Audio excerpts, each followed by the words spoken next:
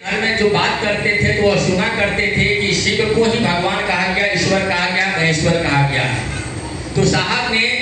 उसी शिव को भगवान समझ करके उन्होंने गुरु माना। और लिखा है दूध का चल्ला मट्ठा फूक फूक कर पीने के अनुभव से ग्रसित,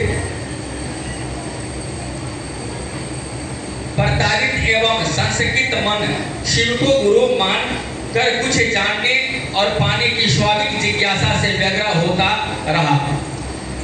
माने हम आप देखते हैं कि कोई भी काम हम आप करते हैं, इसमें लिखा गया है कि दूध का जल मट्ठा, दूध का जला मट्ठा फूक फूक कर पीने के अनुभव से, यानी हम आप देखे होंगे कि दूध अगर गर्म करके हम आप अगर घर में रख देते हैं और संजोग से कोई बिलाई अगर आती है बिलाई और जैसे ही हुआ उसमें पीती है कि उसका मुंह पकता है, तो पकता है तो क्या होता है, उससे चेत हो जाती है। और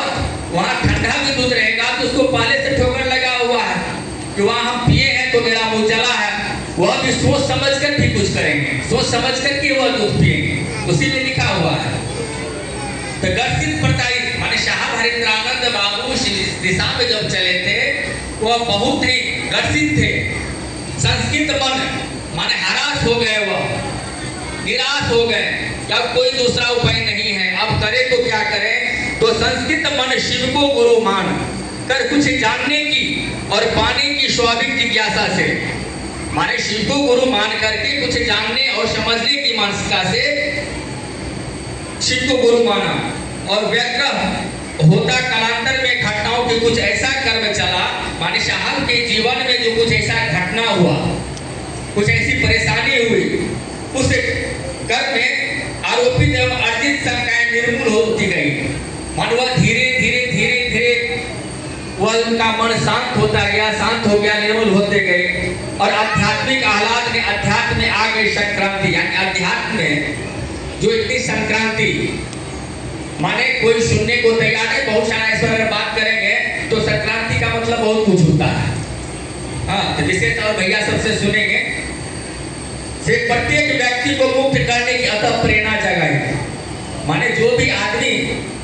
इस दिशा में जो चले थे अध्यात्म की दिशा में,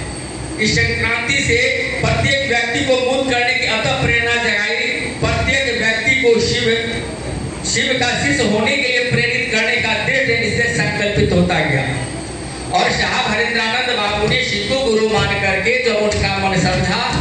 और समझने के बाद उन्होंने मन में अब बैठाया कि प्रत्येक व्यक्ति को शिव का शिष्य होने के लिए प्रेरित करने का दृढ़ संकल्पित होता गया। उनका मन, साहब का मन संकल्पित हुआ और तब जाना कि विचारिक तल पर हम सबों तक आई सूचना की शिव गुरु है एक अर्थात है, यानी